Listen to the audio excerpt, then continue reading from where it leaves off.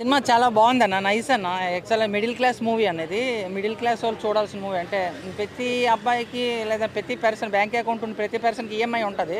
So మనం జీవితకాలం EMI కట్టుకుంటూ లైఫ్ని లీడ్ చేయడం కాకుండా ఈ సినిమాలో మంచి సబ్జెక్ట్ అయితే తీసుకొచ్చారు.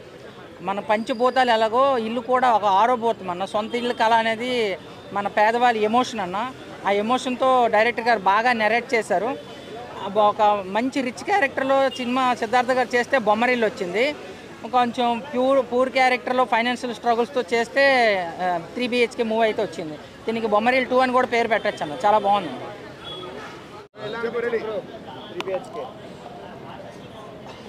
చాలా అంటే చాలా ఎమోషనల్ అయిపోతాం. ఈ సినిమా అంత బాగా నచ్చింది నాకైతే.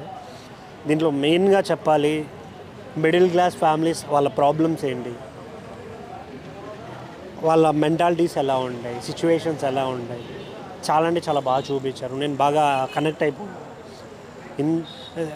సింపుల్ లైన్, ఏ పేరెంట్కైనా ఉంటుంది, ఏ కొడుకులకైనా ఉంటుంది సొంతింటి కళ. దాన్ని హీరో వాళ్ళ ఫ్యామిలీ ఎలా నెరవేర్చుకున్నారు అనేది సింపుల్ స్టోరీ. ఈ ఎమోషన్స్ కానీ, వాళ్ళ కాలేజ్ లైఫ్ కానీ, ఫెయిల్యూర్స్ నుంచి నేర్చుకున్న విధానం కానీ, వీటన్నిటిని ప్రాపర్గా చూపించారు. చాలా బాగా కనెక్ట్ అయిపోతాం ప్రతి సినిమాకి.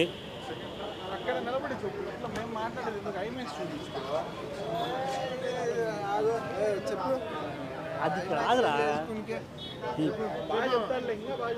ఏం మళ్ళీ ఫస్ట్ నుంచి చెప్పాలి కదరా, అక్కడ నుంచి చెప్తాలే, నువ్వు ఆగురా.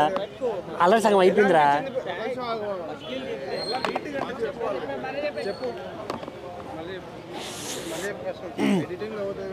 సరే, సిద్ధార్థ గారి యాక్టింగ్ అసలు చాలా చాలా న్యాచురల్గా అనిపిస్తుంది. దాంట్లో చేసిన ప్రతి ఒక్క వాళ్ళ సిస్టర్ క్యారెక్టర్ కానీ, వాళ్ళ వైఫ్ క్యారెక్టర్ కావచ్చు, చాలా అంటే చాలా బాగా, నాకు పర్సనల్గా చాలా కనెక్ట్ అయిపోయాను. ఎందుకంటే మిడిల్ క్లాస్లో పుట్టి పెరిగిన ప్రతి ఒక్కరికి ఈ ఒక డ్రీమ్ ఉంటుంది, డ్రీమ్ హౌస్ డెఫినెట్గా ఉంటుంది. దాన్ని నెరవేర్చుకోవడానికి మనం పడే పాటలు, ఆ కష్టాలు, దానివల్ల వచ్చిన ఫెయిల్యూర్స్, దాని నుంచి నేర్చుకునే విషయాలు, ప్రతి పాయింట్ని పిన్ టు చెప్పారు. కానీ వీటన్నిటి మధ్యలో ఒక పాయింట్ చెప్పారు, ఇప్పుడు కష్టపడు ఫ్యూచర్ బాగుంటుంది, ఇప్పుడు కష్టపడు ఫ్యూచర్ బాగుంటుంది. ప్రతిసారి చెప్తారు కానీ ఆ ఫ్యూచర్ ఎప్పుడు వస్తుంది? 20 years నుంచి మొదలెడితే 50 years వరకు ఫ్యూచర్ అంటారు. 50 years వచ్చిన తర్వాత నువ్వు ఎంజాయ్ చేయడానికి ఫ్యూచర్ ఎక్కడుంది?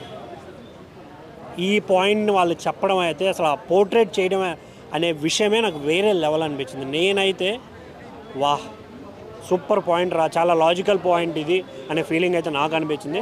త్రూఅవుట్ బాగుంది. కాకపోతే కొంచెం ఆ లెంతీ సీన్లు కొంచెం కట్ చేసి ఉంటే బాగుండు.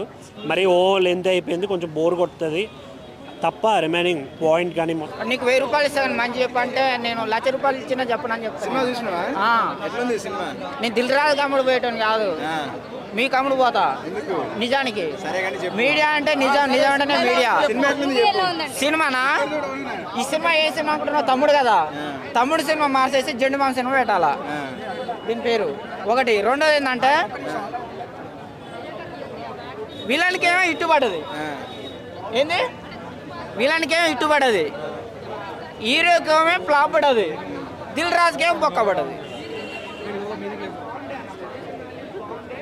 హీరో అంటే అన్న నితిన్ అంటే నాకు చాలా ఇష్టం అన్న. జైన్ సినిమా 100 సార్లు చూశానన్న. నాకు చాలా బాధ అనిపిస్తుంది అన్న ఇట్లాంటి చెత్త సినిమాలు తీస్తే. మంచి హీరో అన్న. నితిన్ కింద అల్లు అర్జున్ ఒక ఈగ కింద పనికిరాడన్న. ఒకేప్పుడు ఆయన ఎక్కడికో వెళ్ళిపోయాడు అన్న. ఆయన ఇక్కడనే దారి దొరుకుతలేదన్న. మంచి కథలు ఎంచుకో అని చెప్తున్నా. మంచి బండి ఎక్కువ. నేను చెప్పానుగా మేడం, అందులో ఏం లేదు. ఏం నచ్చాలంటే నువ్వు అమ్మాయివి, అబ్బాయి బాగుండు, అమ్మాయి బాగుంది, లోపలికి పోయి తలపేసిన తర్వాత అబ్బాయికి మ్యాటర్ లేదు. మరి నేనేం చేయను చెప్పు? కథలో దమ్ము లేదు. మరి అందుకనే ఆమె ఓపెన్ చెప్తాను నేను, కథలో దమ్ము లేదు, ఎందుకు బాగాలేదని చెప్తుంది మేడం. షార్ట్ కట్లో చెప్పాలంటే అబ్బాయికి ఏమైంది, బాగుంది కదా, ఆస్తి ఉంది కదా, అంతస్తు ఉంది కదా. మరి అదే కథనే అబ్బాయి. నాకు ఏం లేదు. హీరో సూపర్, విలన్ సూపర్ చేసిండు. అందుకనే విలన్ కి చెప్తున్నా కదా, విలన్ కి ఇట్టుబడది. అది 3 BHK మూవీ. ఇది ప్రతి ఒక్కరి జీవిత కథ భయ్యా. నిజంగా సెంటిమెంట్ అయితే పిండేశారు. అంటే ప్రతి ఒక్కరికి ఇల్లు కట్టుకోవాలని కళ ఉంటుంది. ఆ కళ ఎలా నెరవేర్చుకున్నారు అనేదే ఈ స్టోరీ అయితే. బొమ్మరిల్లు తర్వాత ఆ రేంజ్లో చూసిన సినిమా ఇది. అంటే అందులో ప్రకాష్ రాజ్ గారు, ఇందులో సత్యకుమార్ గారు చాలా బాగా అంటే అందులో కూడా ఆ ఎమోషన్స్ అది అంటే అందులో కూడా సిద్ధార్థ్ తనకు నాన్నతో చెప్పిన నాన్న మాట చెల్లుద్ది, ఇందులో కూడా నాన్న మాట చెల్లుద్ది. కానీ తన మాట ఏం చెల్లించుకున్నాడు అనేది ఈ స్టోరీలో. అంటే ప్రతిదీ నాన్న మాట చెల్తాం. కానీ తను ప్రేమించిన అమ్మాయి కూడా ఇందులో కూడా ప్రేమించిన అమ్మాయి కూడా లేదు నేను చేయించిన అమ్మాయిని చేసుకుంటాడు కాదు, ఈసారి నేను చూసిన అమ్మాయిని చేసుకుంటాను. తను చేసుకుని ఆ నాన్న ఎన్నోసార్లు మాట్లాడినా ఇదొక్కటి న్యాయం చేశాను. లాస్ట్కి చూసావు నాన్న నువ్వు అన్నీ నీ మాటే ఉన్నాను, కానీ నేను ప్రేమించిన అమ్మాయి నేను పెళ్లి చేసుకోవటం వల్ల నా లైఫ్ బాగుందంటాం. చాలా బాగుంది. ప్రతి ఒక్కరు అంటే ప్రతి ఇంట్లో జరిగే కథే అది. ప్రతిది కూడా కంటికి అర్థమయ్యేలాగా మనసుకి హత్తుకునేలాగా సిస్టరు అలాగే బ్రదరు అమ్మ నాన్న ఒక మంచి ఫ్యామిలీ ఒక హౌస్ లాస్ట్లో ఆ హౌస్ కట్టుకుని ఇంటికి తీసుకెళ్తే ఆ తండ్రి పడే ఆనందం సత్యకుమార్ గారి యాక్టింగ్ ఎలాగోమని చెప్పని అవసరం లేదు. చాలా బాగుంది. సిద్ధార్థ్ గారి యాక్టింగ్ అలాగే చైత్ర గారు అప్పట్లో ఆ సినిమా తర్వాత చాన్నాళ్ళ క్రితం ఇప్పుడు వచ్చింది సేమ్ సినిమాలో అది కాకుండా చెప్పుకోవడానికి పెద్ద పాజిటివ్స్ ఏమీ లేవు. మెయిన్ నెగిటివ్ ఏంటంటే డైరెక్టర్ ఫాల్ట్. ఆయన ఎందుకంటే కంప్లీట్గా స్టోరీ గాలి వదిలేశారు. ఎక్కడ కూడా ఒక వావ్ ఫ్యాక్టర్ లేకుండా ఒక మంచి ఇప్పుడు తమ్ముడు అనే ఒక మంచి టైటిల్ క్లాసీ టైటిల్ పెట్టుకొని వాళ్ళ అన్నతమ్ముల మధ్య ఒక మంచి సీన్స్ రాసుకుంటే బాగుంటుంది అనిపించింది. ఆ సీన్స్ అయితే మిస్ అయ్యాయి, 100% మిస్ అయ్యాయి. అది కంప్లీట్గా డైరెక్టర్ ఫాల్టే. స్టోరీ వైజ్గా కంప్లీట్గా జీరో అన్న, కంటెంట్ వైజ్గా ఏం లేదు. ఓన్లీ పాజిటివ్ ఏంటంటే విజువల్స్. సెకండ్ హాఫ్లో ఏవైతే మనకి యాక్షన్ బ్లాక్స్ ఒక 2-3 ఉంటాయి. ఆ యాక్షన్ బ్లాక్స్ వరకు బాగుంది తప్ప ఎక్కడ ఒక వావ్ ఫ్యాక్టర్ అనేది ఏం లేకుండా అలా అదే సంథింగ్ వాళ్ళు ఏదో చెప్పినట్టు గో విత్ ద ఫ్లో అన్నట్టు అలా వెళ్ళిపోయింది తప్ప ఎక్కడ ఒక వావ్ ఫ్యాక్టర్ ఎక్కడ అనిపించలేదు. కంప్లీట్గా ఇది రాబర్ట్ న్యూట్ కంటే బిలో యావరేజ్ అవుతుంది. అండ్ నితిన్ గారి కెరియర్లో ఇంకొక డిజాస్టర్ అయ్యే ఛాన్స్ ఉంది. న్యాయం అయితే చేయలేదన్న. ఏదో కంప్లీట్గా అన్న చెల్లెలు ఉంటారు, అన్న తమ్ముళ్ళు ఉంటారు, తమ్ముడు అనేది వచ్చింది తప్ప ఎక్కడ కూడా మంచి సీన్స్ రాసుకోవాల్సింది. ఇప్పుడు అత్త దారేదో క్లైమాక్స్లో ఒక సీన్ ఉంటుంది, ఆ ఒక్క సీన్ చాలు సినిమా నిలబెట్టడానికి. అలాంటి సీన్ ఒకటి పడి ఉంటే నెక్స్ట్ లెవెల్లో ఉండేది. అదైతే కంప్లీట్గా ఆపర్చునిటీ మిస్ చేసుకున్నారు. అంటే ఎవరికి గుర్తుండదు తమ్ముడు ఆయన టైటిల్ అని చెప్పి. ఎందుకంటే కంప్లీట్ ఎక్కడ ఆయన రిఫరెన్స్ ఏం పెట్టకుండా ఫస్ట్ టైం అనుకుంటా నితిన్ గారు పవన్ కళ్యాణ్ రిఫరెన్స్ ఏం పెట్టకుండా ఒక సినిమా తీయడం పెద్ద తమ్ముడు చూసి వస్తున్నాను ఇప్పుడే.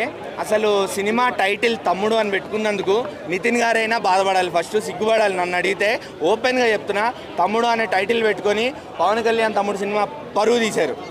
ఎందుకు అంటే సినిమా చాలా ల్యాగ్ ఉందన్న. సీరియల్లా ఉంది ఫస్ట్ హాఫ్ అయితే. సెకండ్ హాఫ్ అయినా ఒక 20 నిమిషాలు, సెకండ్ హాఫ్ స్టార్ట్ అయిన తర్వాత ఒక 20 నిమిషాలు అమ్మయ్య బాగుందిరా బే ఎక్కడికో తీసుకెళ్తున్నాడు సినిమాని, పర్లేదు బతికిస్తోంది అనుకున్న టైంలో సినిమాని మళ్ళీ పడుకోబెట్టాడు.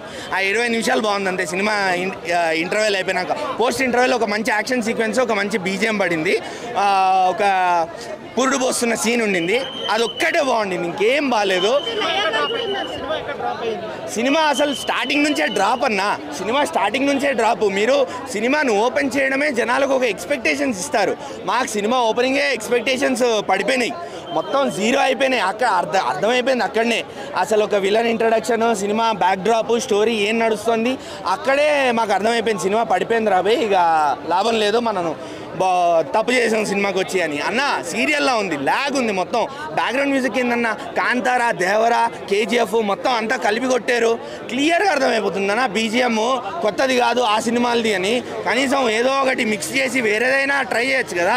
లేదు, మొత్తం అంతా సేమ్ ఉంది. పాటలు ఓకే. మన